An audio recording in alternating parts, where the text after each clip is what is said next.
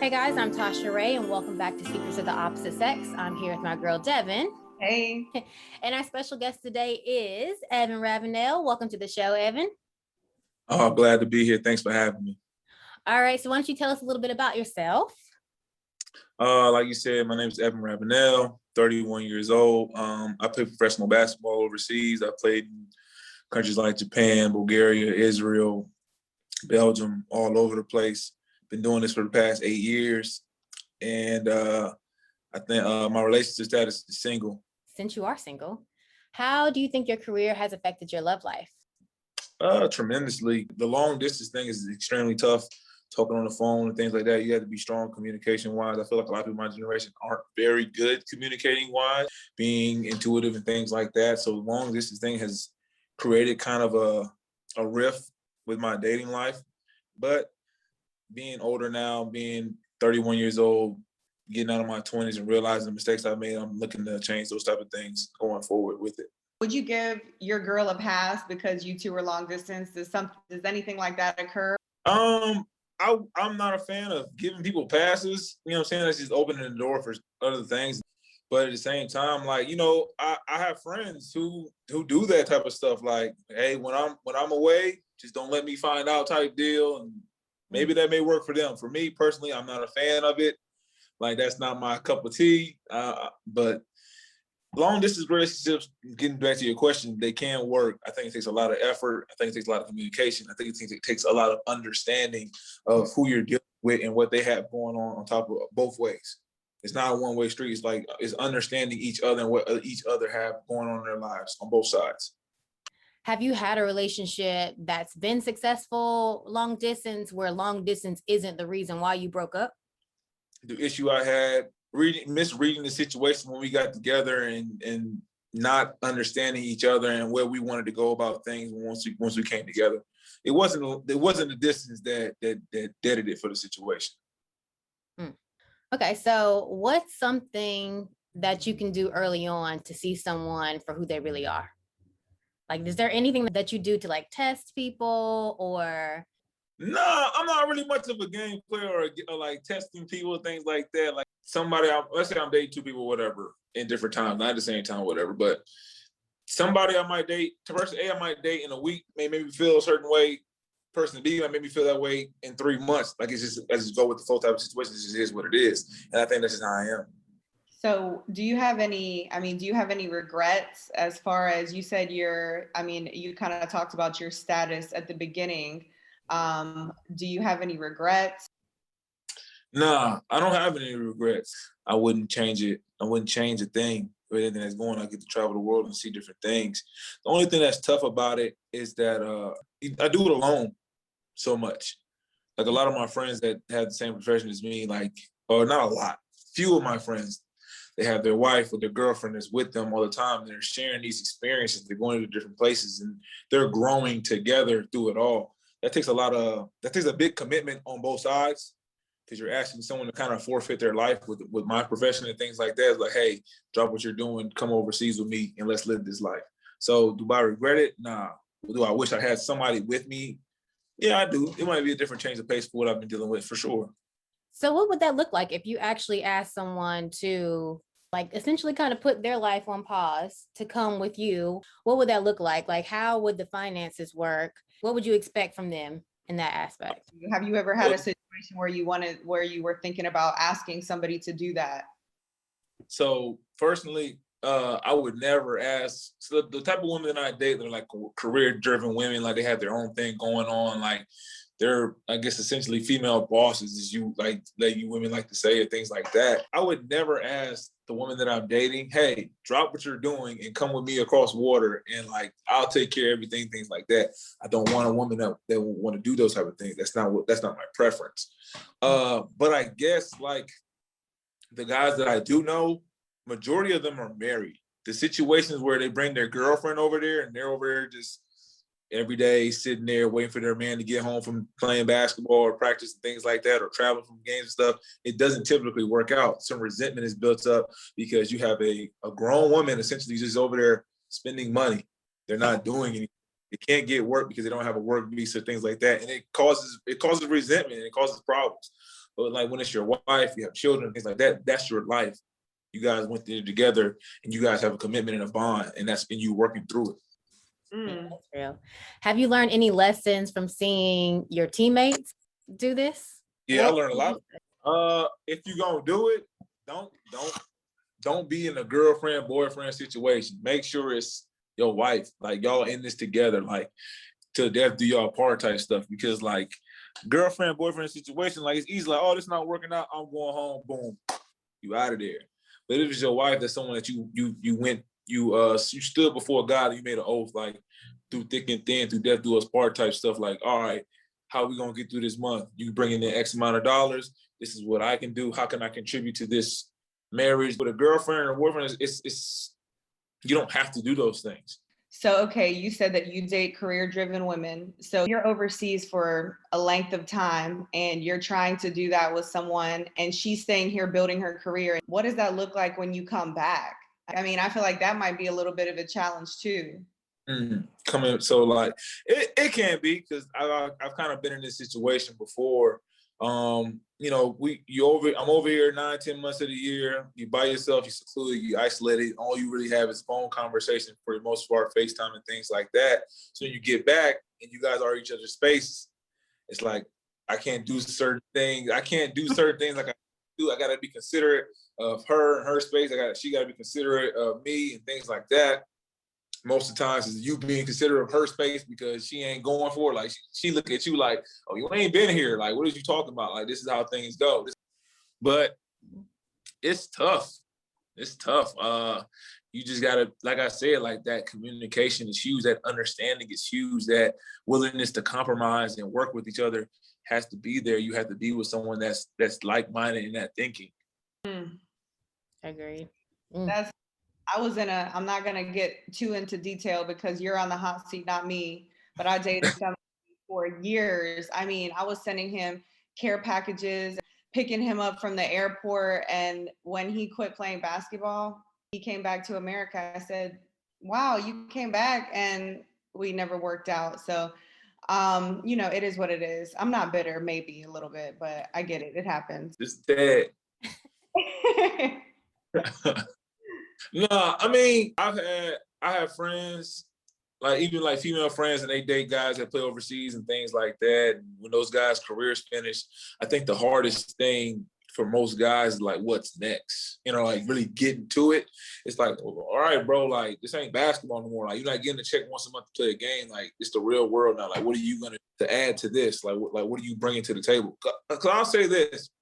There are a lot of men that will take on a woman that's not really doing much. And I mean, you could correct me if I'm wrong, and will like hold her down as far as like financially, like, as long as she take care of things. There aren't a lot of women that's gonna put up with a man not bringing in no money. There's just not. I don't see it. I don't see a lot on my line of work. I don't see a lot of women like going to work every day, bringing in the money, coming home and seeing they dude on the couch playing Xbox all day, and they think it's just cool. Like it's just not flying. So like it's guys come back from overseas, a lot of them don't have a plan. You got to have a plan when you come back, and you got to get to it. That seems like a hard transition. Agreed. Okay, yeah. So you said you like to date boss ladies, as we call it. I'm not gonna use the other term. I don't use that word. Y'all know how y'all some, you know. But is there a standard to date you? If so, like, what's your standard? Is there a standard?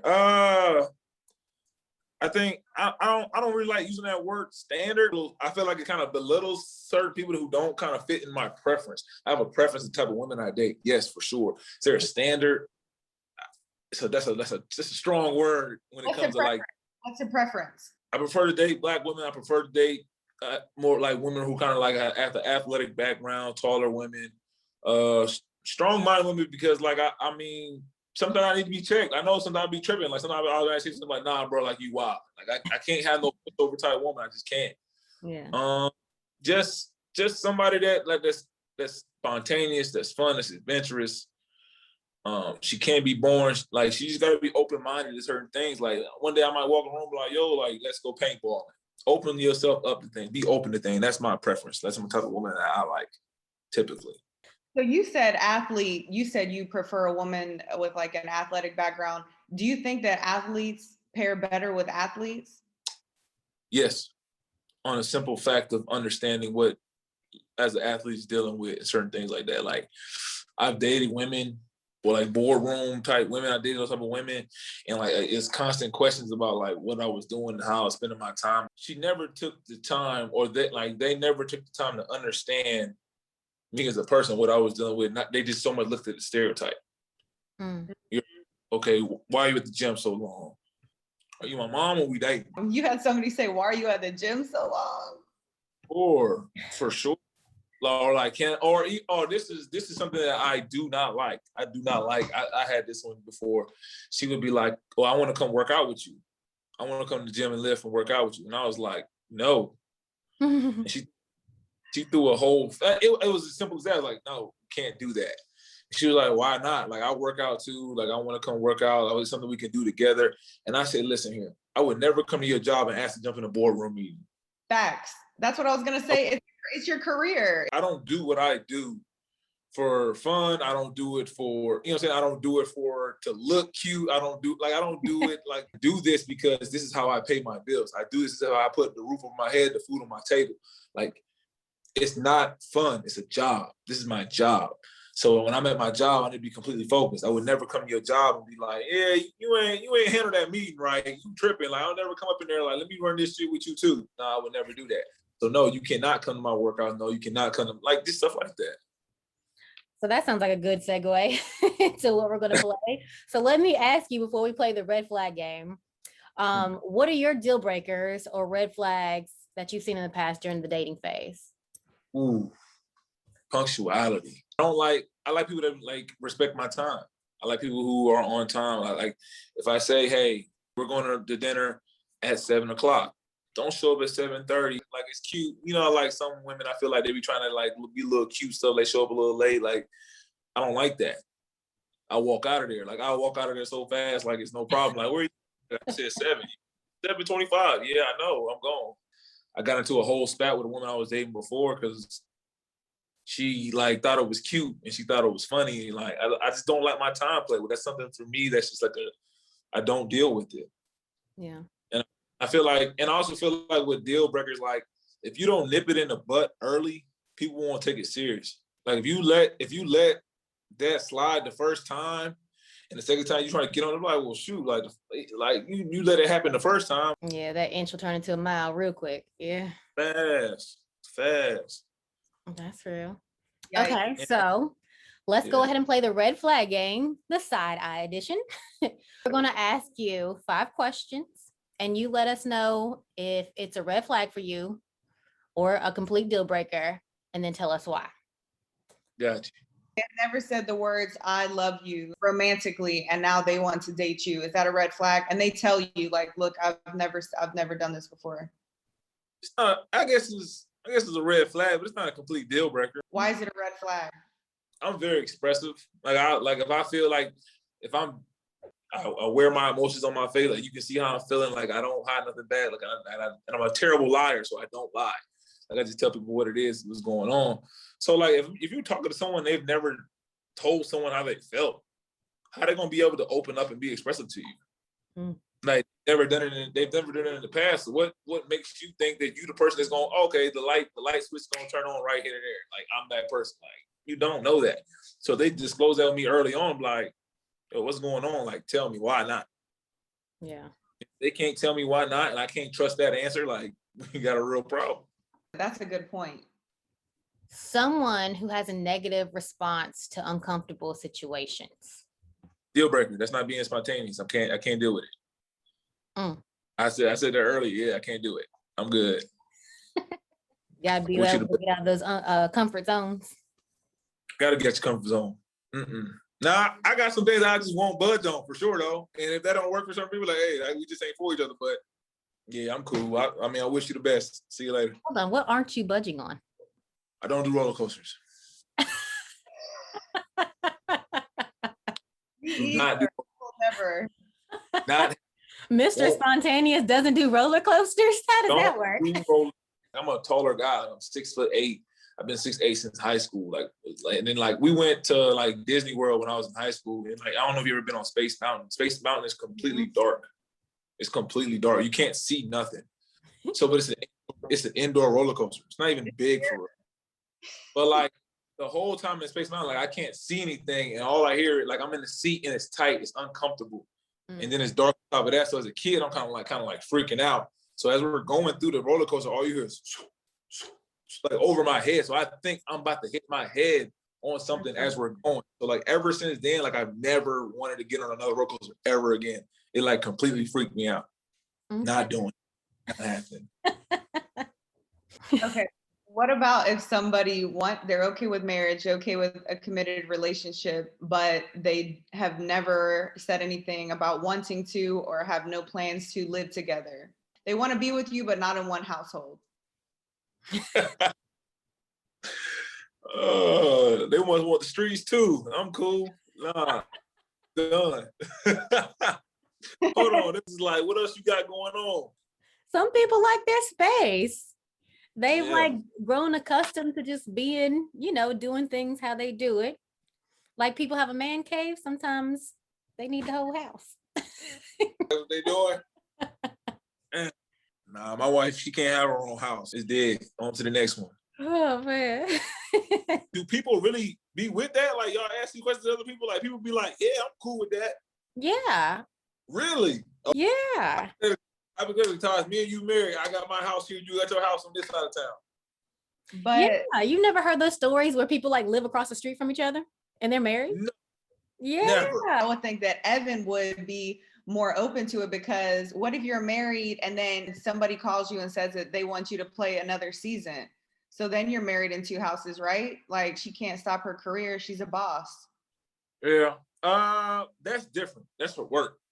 That's a circumstance that comes between the situation. We both gotta understand it. But like no one forcing our hand, no gun through our head. Like you just want your own house and I get my own house. Nah, that's dead. I'm not even going for as far as sleeping in separate bedrooms. I'm not even going for that. Yeah. Well, I don't know. I disagree, because what if people snore? Not me. Snore. Yeah. Somebody snores like really, really bad. I might have to step out, and I don't want to sleep on the couch, so I might have to sleep in the guest bedroom, and then I might have to do that a lot if you snore a lot. Yeah. If it's 2021, people getting whole fake faces. They can go to the doctor and get a brand. A whole fake face. Whole fake face. Still have sleep apnea. Yeah, what's the little thing? The little devices. Yeah. Breathing, like, man, so many different things you can do these days. Oh man, that's the funny. Water, whatever the little water nose salt thing, the clean. I don't know, something. But I will say this though, there is nothing more least attractive about a woman that snore crazy. Ooh. Ooh-wee. Like women that snore, that is not cute. But who can control that? And who would know they snore unless somebody told them?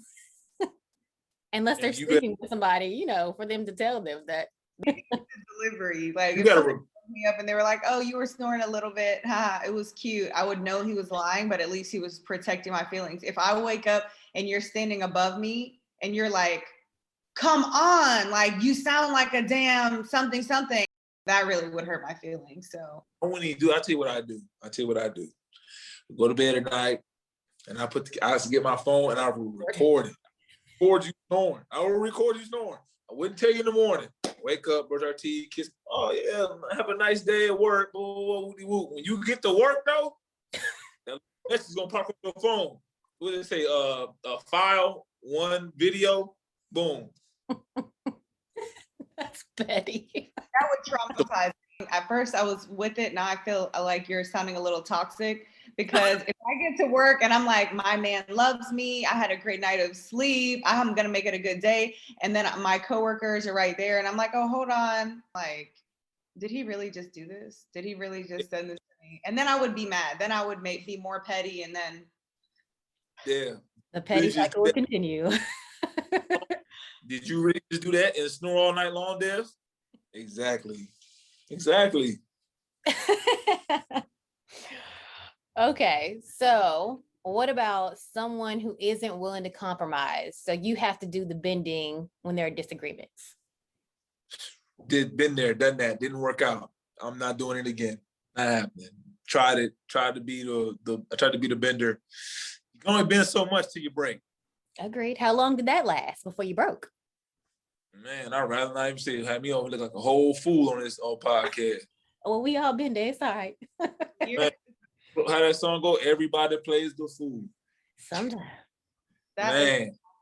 Yes. Okay. This is the last question, but this is also a question that I think women and men both deal with. But do you consider it a red flag when someone doesn't ask you anything about yourself and they always wait for you to engage them? I never really thought about that.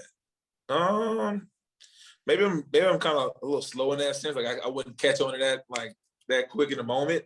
I don't think that would be an issue. I don't think that would be like a deal breaker or anything like that. Like the way you say it, yeah, it sounds kind of weird. Like, damn, they're kind of selfish as hell. In the heat of the moment in the situation, I wouldn't pick up on what they were doing. I just not that kind of guy. So I'll probably be like, yeah, come on, we'll keep going with this.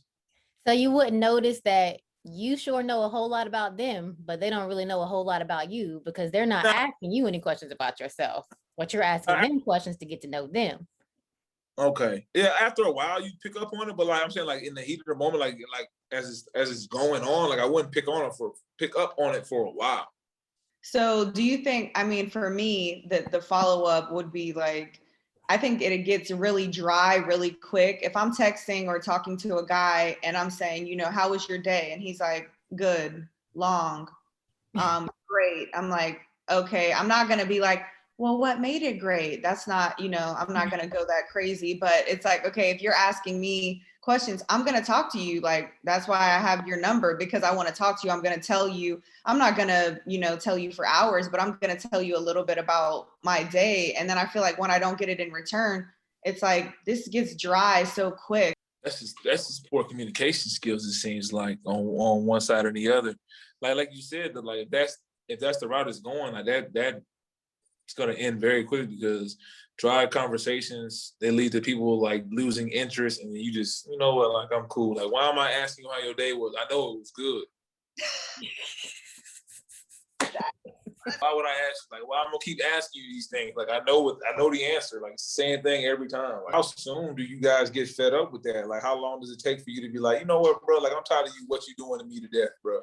That'll be one of the quickest ways to get yourself axed, because I can't do poor communication and I can't do the short answers. Like, okay, you know, either this is going to be a balanced conversation or there's not going to be a conversation.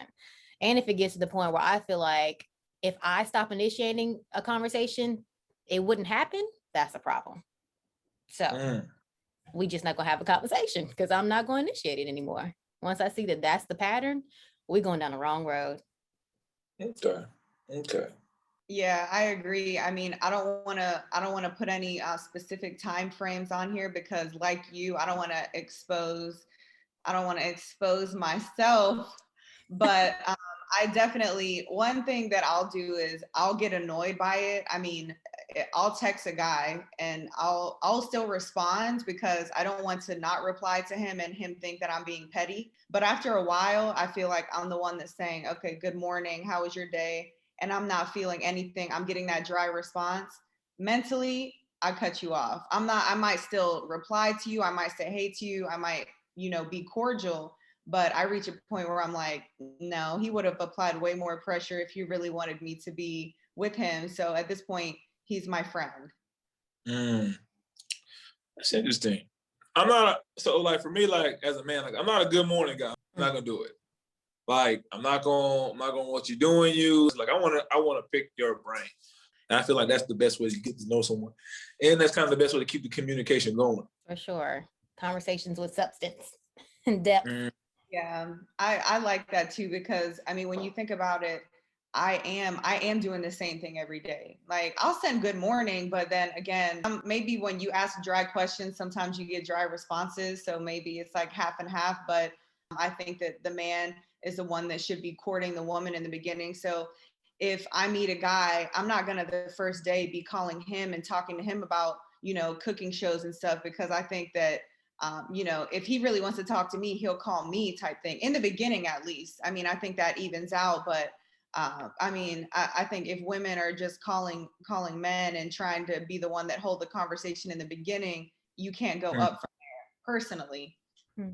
Okay, I respect that. Okay, so we have come to the point where you get to turn the tables. So since Devin and I have asked you a million questions this episode, you now get to ask Devin and I a question of your own that we must answer.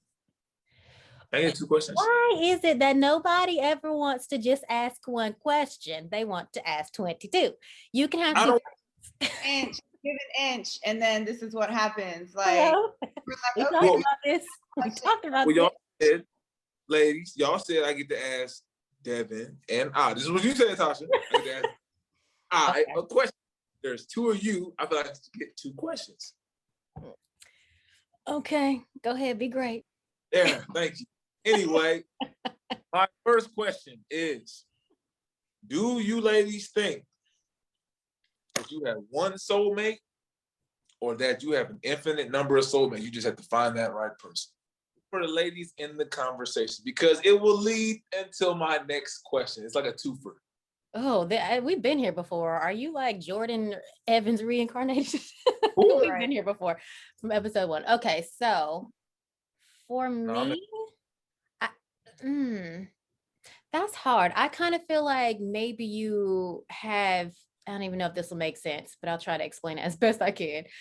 I don't know if you have just like one soulmate for your lifetime, but I feel like you do have soulmates or people that come into your life at particular stages in your life for a reason. So I feel like they might not be your forever soulmate, but they were what you needed at that time, you know, and it was a healthy bond. It was a growing experience. It was what you needed to get to the next level. Like I've had those strong ties, but I don't feel like, for instance, now at 35, I can go back to the guy that was my soul person when we were 21. I feel like we're not, I mean, wonderful person, taught me a lot, but I don't think that we're in the same space to be lifetime soulmates.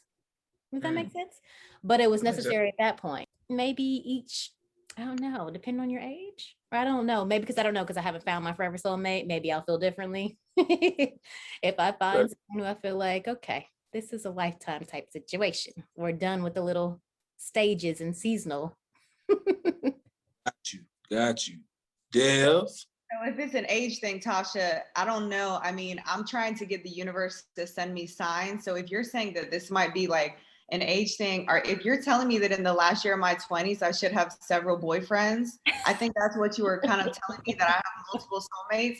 And I was thinking that. So now I know that my message was sent through Tasha.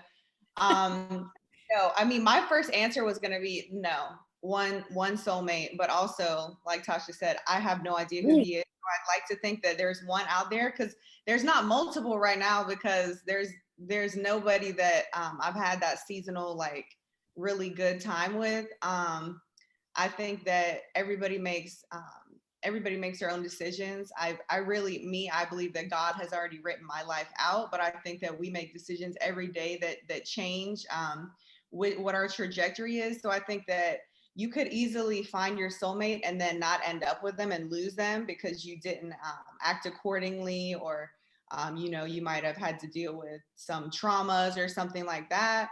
So could you end up with somebody else that's great? Yes.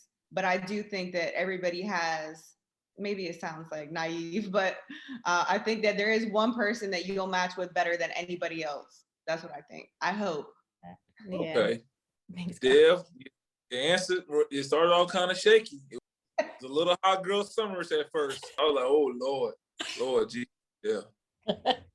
Oh, man. I was gonna let you land. I left it alone, and you landed strong. But no, it was a great answer. Those are great answers. To kind of speak on what you guys were saying, I think you have multiple soulmates. I don't think you have one. I don't think there's one direct person that you are going out searching for, and you're gonna be eternally happy. Do you know how difficult that would be in the world that we live in, with the billions of people that are in the world, to find your one true soulmate? How, like, and who's to say, like, you gotta think, a lot of people that we know haven't left their city in their entire lives. We travel a lot. We're good. No, y'all do, for sure. For sure y'all do. But like to sit here and say, like I guarantee we all know someone who's never left their city their entire life. Yeah. Say their soulmate is in that city. So they would never find them. They would never find this person they would be looking for. They would never know. So I don't think you have one soulmate. I think you have an infinite number of soulmates. I just think that you have to find that person and find out what works for you, and you guys can be happy and go off together right off in the sunset. Mm. That's my idea on soulmates. That's just me, little old Evan. But second question, and I'll let Dev start this so this don't feel like I'm asking everyone to request order. Anyway, give me your idea on the whole I am the prize in a relationship. Like women feel like they're the prize in a relationship. Do you believe in that the woman is the prize in a relationship? Do you think the man is the prize in a relationship? Give me your thoughts on it. Definitely. Could have asked a more complicated question first. This is like double jeopardy that I didn't even sign up for. But I think that wouldn't be fun. I think that when a woman enters a relationship and she thinks, or she is very vocal about how she thinks that she is the prize, and that she is more focused on her being the prize than her treating her man the way that he should be treated, I think that that's not healthy. I think that a woman in a relationship where her man treats her like the prize, but in return, she also like knows his value. I think that that is better. I mean, women that run around and say like, I'm the prize, you chase me, I'm not answering your call, blocked, that type of thing. Like they haven't experienced being treated like a prize. I can't speak for everybody, but some people haven't. So that's why they're like shoving it down your face. Like, I'm the prize, treat me like one, because they have never had a man that did. I think that when you're in a relationship and a man really treats you like that, you don't have to be like, oh, I'm the prize, he knows that, because he treats you like that, you're secure. Fact. Okay. Tasha? So I definitely agree with what Devin said. I also think if we're in a relationship, we both better be the prize. So glad to hear that. Because who's just hopping in a relationship with someone who's not? Like that doesn't sound conducive to a strong relationship, or a relationship that I want to be in anyway. And I think it's very important what Devin said. I still want to be treated like that, feel like he feels like I'm a prize, and I'll treat him like that in return, though, because that's what happens in a healthy relationship. You pay attention to each other's needs and you take care of each other. It's not all about me. It's not all about him. But it'd be nice if the other person felt like it. I want to feel like it's all about me, even if it's not. And I want him to feel like it's all about him, because I got him the same way he should have me. Love that answer. I absolutely hate when I hear men or women say, I am the prize in this relationship. I hate it. I think it's the most asinine thing you can say when you're in a relationship. Oh, I'm the prize. Like when you think of the idea of prize, is like you worked, fought, and you scrapped to get the prize. Boom. So, and then when I think of like a relationship, I look at it like a business merger. This is her company. This is my company. When we come together, we get to be a prize. That's how I look at relationships and things like that. So if one person like, well, shoot, I'm the enterprise. Like you come over here, like you automatically win. Like, what does that say about the other person? Right. As a matter of fact, let's go back to like a little game, a little test thing at the beginning of our conversation. About I might throw something in there about prizes and things like that. Who's the prize and stuff like that. If she goes on and on about like women are the prize, because like this is what a lot of women will say. Women are the prize. We make men better. When a man gets with a woman, she elevates him. And rightfully so. Yeah, when you get with someone, you should elevate them. When they get with you, they should elevate you. It's not one way, yeah. Way at all. So this whole theory of women or men or I am the prize type thing, I don't like that mindset when going into a relationship. I don't like that mindset at all. And I feel like this generation that we are coming up in, like my generation, has that mindset. And I think it's a disease. Oh, I think that's so interesting, because I know it's a fictional show, but I always think about speaking about generations and times. I feel like men did value women and put them on a pedestal. Like, for instance, like the Cosbys, how Claire, she she was a prize. You know what I mean? In that situation. So was Bill. Don't get me twisted. Fictional Bill. But how he treated her, I think that's what a lot of women aspire to feel and want out of a relationship, or want from a man. I don't necessarily know if I feel like there's anything wrong with saying that you're a prize. There's nothing wrong with knowing that you bring value to a relationship. But I think the problem comes in when you don't feel like it goes both ways, that he is a prize as well. That he should not, like, there shouldn't be reciprocity. You know what I mean? That he doesn't deserve the same level of love, attention, and, showering of whatever as you do. Okay. I like that. It's not, for me, it's not I'm the prize, it's we're the prize. Agreed. I'm the prize until there's an us. I mean, because if you don't value yourself or think you're a prize, you're going to end up with a joker, Yeah. You end up with somebody who doesn't value you or think that they hit the jackpot, For sure. You don't want that. You don't want to feel taken both ways. They definitely got to go both ways. Reciprocation is huge. Give whatever energy you put in, you want to get it back. Facts. Relationships should be built on reciprocity. I think that's a good note to close out on. So thank you so much, Evan, all the way in Japan. We appreciate it. Got me and Dev up early in the morning. Next time I'm up early, y'all can stay up late. Oh no, because usually me and Dev are sipping. Y'all might have been coming with my neck. Yes, we're much nicer on coffee. Yeah, I think you got off easy. You got off pretty easy, But you were brave soul to come into the hot seat, so we sure appreciate you. So why don't you tell the ladies where they can find you on the internet? Oh man, see, I'm not looking. Oh.